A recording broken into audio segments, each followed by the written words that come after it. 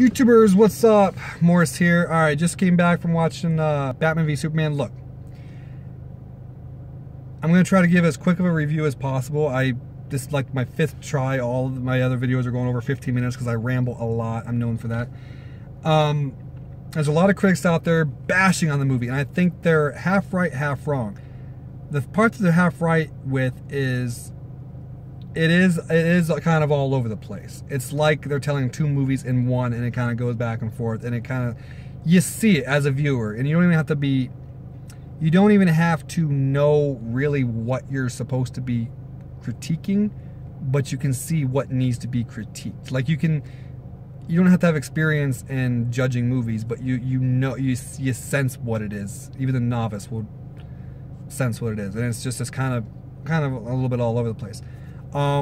That's where it stops. Now for me, there's one extra. Their vision of Lex Luthor, the quirky, like, you know, like, not buying it. Change doesn't always have to be bad, but you know, I would have preferred the usual Lex Luthor. You know, the bald, although he does become bald. You know, but I'm not getting into spoilers. I would have preferred the usual Lex Luthor, a little bit more serious and I don't know, just this little twerp bag. I don't know, I have a hard time picturing him as Lex Luthor, but whatever. But that's a little bit all over the place. Those are my 2 beefs. Critics go far and beyond to criticize everything, even things that don't deserve to be criticized. I heard them say that Gal Gadot wasn't that great as Wonder Woman. I didn't see anything bad about it. I thought she nailed her part. It was, you know, not that she had much of a part, let's be real, but what part she did have, I thought she nailed it. I didn't see anything out of the ordinary at all. At all. They critique the beginning. It shows Bruce's parents. I don't think this is much of a spoiler. Bruce's parents, you know, a dream sequence or a flashback or whatever it is of his parents getting murdered again. And his mom has a pearl necklace, and somehow the gun gets up underneath the pearl necklace, and as the thing goes back to shoot, it stretches the pearl necklace, therefore breaking it. And I've heard people even bitching about that, and I thought that was new. I thought that was something cool that they added, something, you know, kind of like a cool visionary, like, the imagery was really nice, you know. And it is a very pretty movie. It's a very beautiful movie. You know, Zack Snyder is known for that. Go watch Watchmen. Like, it's a very beautiful, color rich, it just the color tones and everything is really beautiful. But critics are bitching a little too much. I've heard people sit there and say just the fact of Batman and Superman fighting, like, they don't really give you the reason why they're fighting isn't that good. Really? No. If you go see the movie, you'll know what I'm talking about. I thought they did a very good job. Like, even my fiance, she's like, I get it why Batman wants to fight Superman, and you get why Superman wants to fight Batman. You really get it later when the monkey wrench is thrown in there. I'm not gonna get into spoilers, but basically, guys, what I'm telling you, if you haven't seen the movie yet and you're watching critics and everything, they're going out of their way to bitch about things about the movie that doesn't have no business of them bitching about. Like, I want to reach through the screen and smack the living shit out of them. Kid you not. Like, you negative little bitch. Like, seriously. Like, I get this, I get that, but now you're going like, come on, get real. What are you, a Marvel fanboy? You don't want to give no credit anywhere? Like I said, I've seen the movie. I am a DC fanboy. I like DC over Marvel, but not because I chose a side and, you know, it's some kind of war like PS3 and Xbox. Oh, yeah. No, I could care less. It's, to me, Batman and Superman are the icons of heroes. You know, your Iron Man and Hulk and Captain America, you know, your Marvel heroes. To me, they just seem second. They seem, I don't know, they seem like B heroes. They don't seem, I mean, I look at it like if the Justice League and the Avengers fought each other, to me, without a question, the Justice League would destroy him. Without a question. Without a question. Superman alone would give them everything they can handle. And then you add in Wonder Woman. And then Flash, you know how fast that... Think about it. Really think about the individual superheroes' powers. Captain America has none. Now again, Batman has none, but you know, he's got all that high-tech shit. But Superman alone, you match Superman up on, I don't know, Thor, Wonder Woman on fucking Hulk, I don't know. You could just flash on Iron Man. It'd be like, Iron Man, but like, where the fuck is he? But I'm just, you know, to me, like, it's just, that's why I don't watch college football. I want to watch the NFL. I want to watch the best of the best. To me, the best in theory, now you got to put it on the screen, but in theory to me is the Justice League. And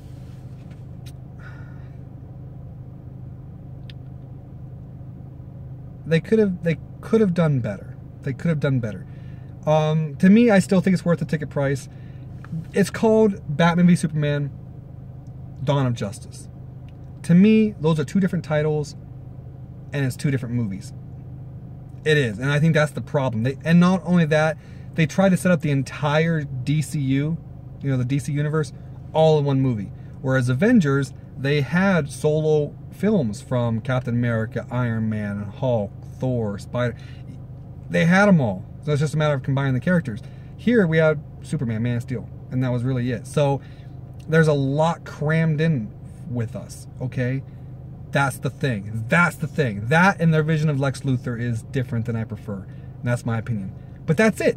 To me, that's the negative. That's it. Everything else, it looked good.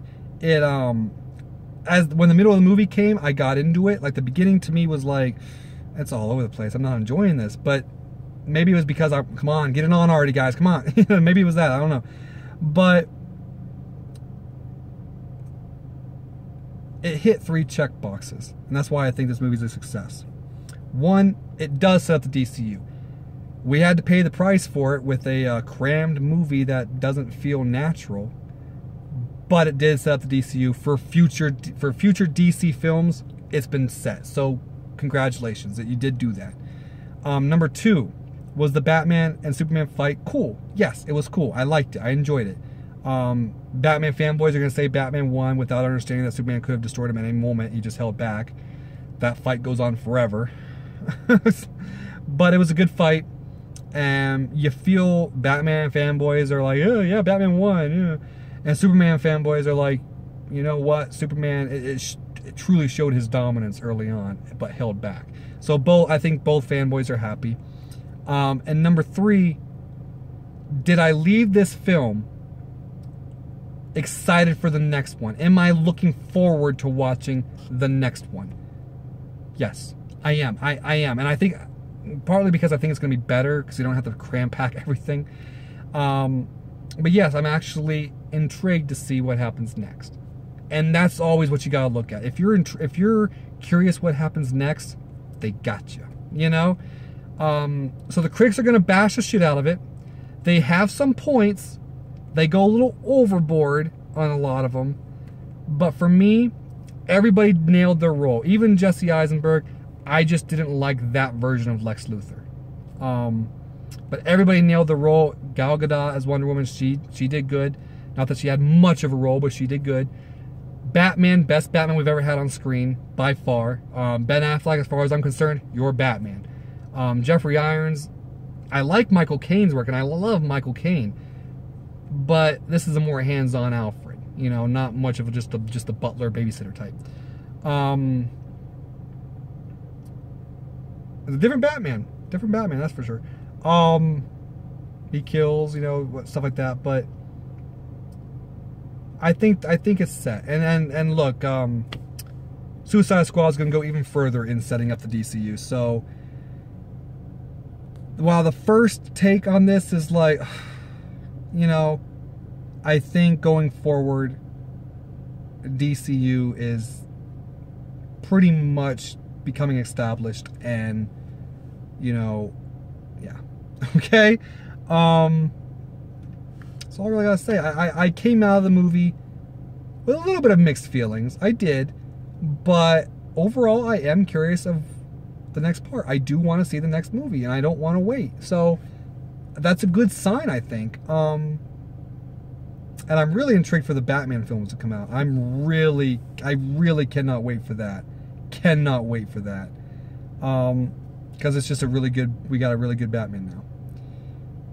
That's really all I gotta say, guys. I'm gonna go. As far as gaming, all right, because that's where most of you know me from. My new PSN, I'm on PlayStation 4, will be down there. It's Umorisu, just like, you know, with 729 at the end, okay? But I'll leave it down there so you know it's little O0, big O, Morris, big O, 0, little O, and then 729. And I'm playing a lot of Black Ops 3. So yeah. Alright guys, peace out.